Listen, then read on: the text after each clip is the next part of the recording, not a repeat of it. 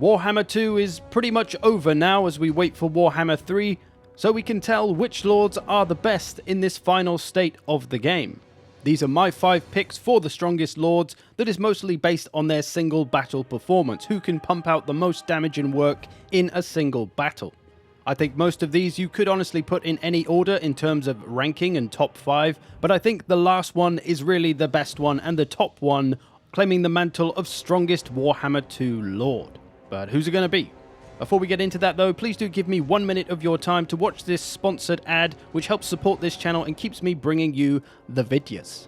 And it is for NordVPN, online security and protection to help keep your data safe. Because in this world gone mad, whether it's a hacker in his mum's basement trying to steal your accounts, logins and passwords, or big companies trying to get a profile on you to see where you like to spend your money, what websites you like to visit, or to see the weird things you like to Google search, it's a good idea to protect yourself.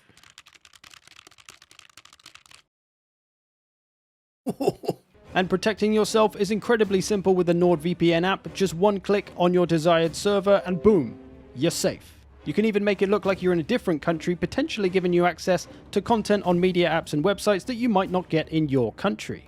On top of all of that, there is a no-logs policy, so nothing you do will ever be tracked, and a single account will cover you for 6 devices, including phones and laptops. If you're interested and you want to support this channel, please use the link in the description. There's a coupon code that's applied to that with my name. That'll get you a 2-year plan with 4 months free, ultimately 73% off. It's a few dollars, bucks or pounds a month.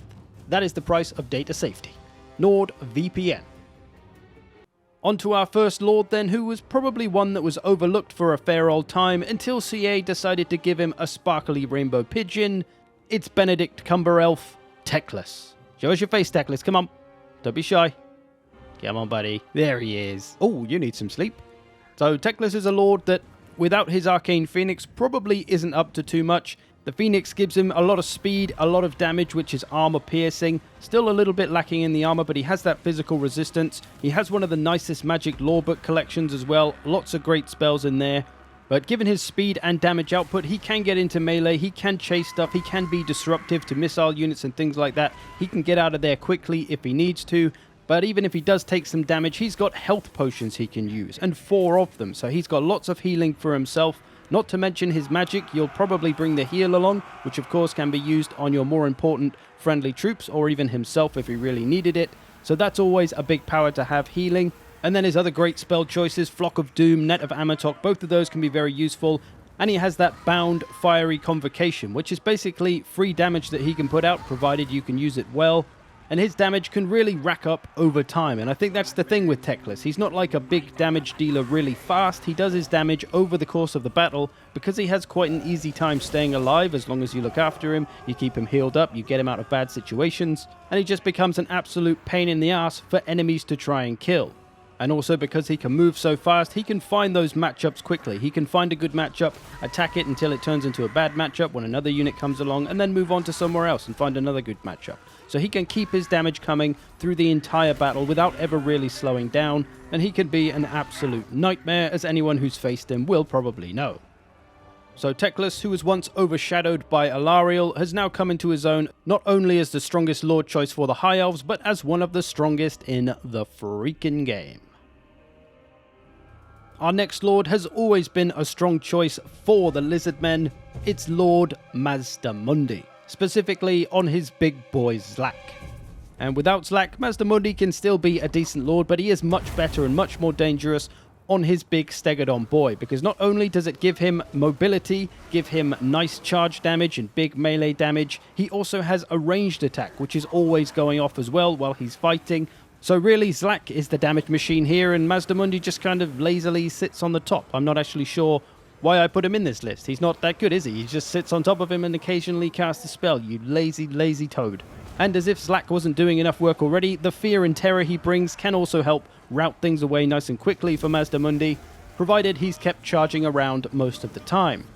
But jokes aside, Mazdamundi does bring a lot to the table. He's got a lot of magical power, he's got that greater arcane conduit, He's got 2 bound banishment spells. Those are a very strong spell. That could rack up a lot of damage for him. And then he's got his castable magic, Apotheosis. He's got a heal there. He's got the Shield of the Old Ones. He's got a lot of great stuff, so he can do good work with all of his magic combined with the beastly power of Zlak.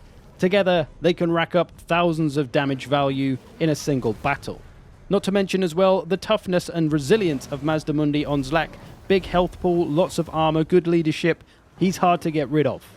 The only real downside is that things can be a little bit slow to get moving when you try to give orders. It takes a while for Zlak to execute them, so that can be a little bit of an issue at times. But Mazdamundi got to be up there in the strongest lords of Warhammer 2, and has always been there since release, never really being overshadowed by any other lord in the Lizardmen, although they do have some other great choices. And on to our third place lord and winner of best shoes in Warhammer 2, it's everybody's favourite mummy's boy, Malekith. Just a straight up damage dealer through and through, whether it's in melee or with magic, Malekith brings the pain. He would be nothing though without his trusty mount Seraphon. The Black Dragon power combined with Malekith himself is where the damage can really be done.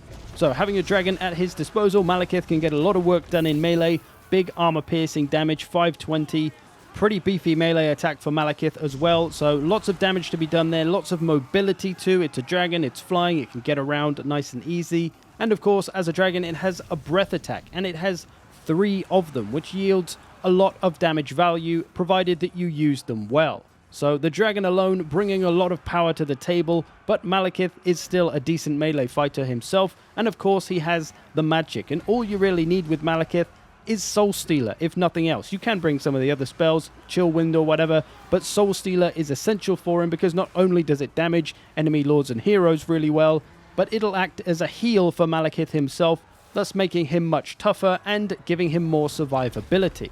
So not only can he pump out the hurt, but he can look after himself as well, which seems like a pretty common trait amongst the strongest lords. And he's not done yet, despite his strong dragon power, his strong magical power. He's got a bunch of abilities that are incredibly useful. Gaze of Malice, there's more damage output you can bring. He's just an absolute damage powerhouse that, provided you look after him, can do some serious work.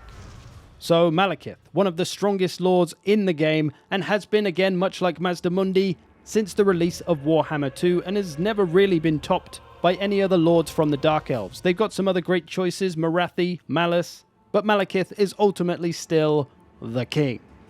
Which brings us to possibly the second best lord in Warhammer 2. It's the Sisters of Twilight. I couldn't really pan up from their feet on this one, but there they are. It's another goddamn elf unit, but since arriving on the scene in the Twisted and Twilight DLC fairly recently, they have been the dominant lord choice, predominantly on their dragon, although their eagle is still a very strong option for them. Their ranged attack is what sells them. It's very strong. It's got 2 modes. It can be strong versus infantry. It can be strong versus characters. They've got a lot of damage output with all of the ammo that they do have. This is their magic, basically. They don't have magic to pump out, but they do have the ranged attack on top of all the strong dragon attacks as well. So getting into melee, you use the dragon, lots of armor-piercing damage there, poison as well, magic attacks, and all the while in melee, they'll be popping off their ranged attacks even from the ground, so their damage output is constant.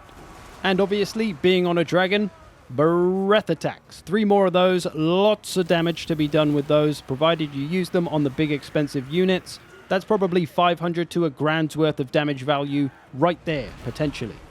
So the Sisters can really look to take out the biggest threats of the enemy army by themselves, whether from the air, from safety, or getting stuck in. They also have their heal as well, which will save them when near death. That gives them a pretty hefty chunk of life back.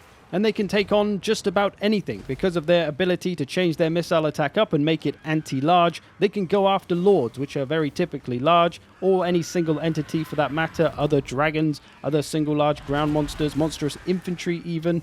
They can do it all, while staying mobile on their dragon as well, helping keep them out of trouble. So yeah, despite not having magic, their big ranged attack allows them to rack up some serious work. It's not uncommon to see them hitting 3 or 4k damage value. So the Sisters of Twilight, one of the strongest lords in Warhammer 2, but will they still be with the release of Warhammer 3?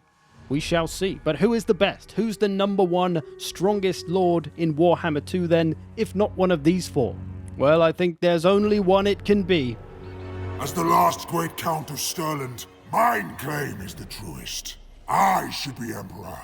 I will be Emperor. It is Big Papa Manfred von Carstein, of course.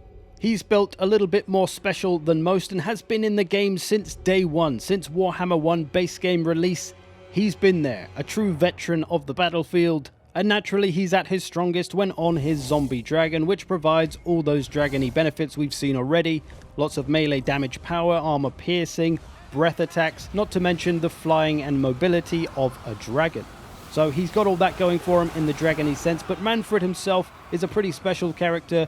Firstly, in his magic, he's got a hell of a lot of it. He's got 3 magic recharge abilities, even Mazdamundi's only got 1.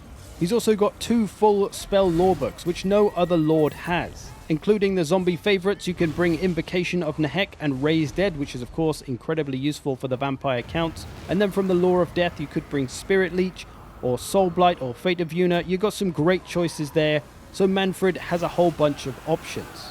Alongside all of that, he is pretty tough and resilient. Although he doesn't have a ton of armor or a shield, he makes up for that with regeneration. And it's the hunger as well, so he doesn't have the weakness to fire. So he has that passive healing. Again, something unique from the rest of these top lords, because they all have to expend something, magic or a one-time ability, to get their healing. Whereas he will always have it until he runs out of regen points. And the final unique trait is that he is a vampire count, so he doesn't rout and run away like those other 4 lords would potentially. They could be routed off the map with half of their health still. That isn't going to happen to old Manfred.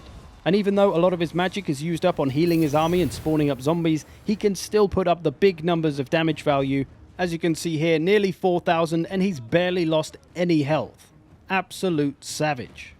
So I think Manfred has to be called the biggest, baddest boy of Warhammer 2 by a fair shot. But I think that's also kind of by design of the army.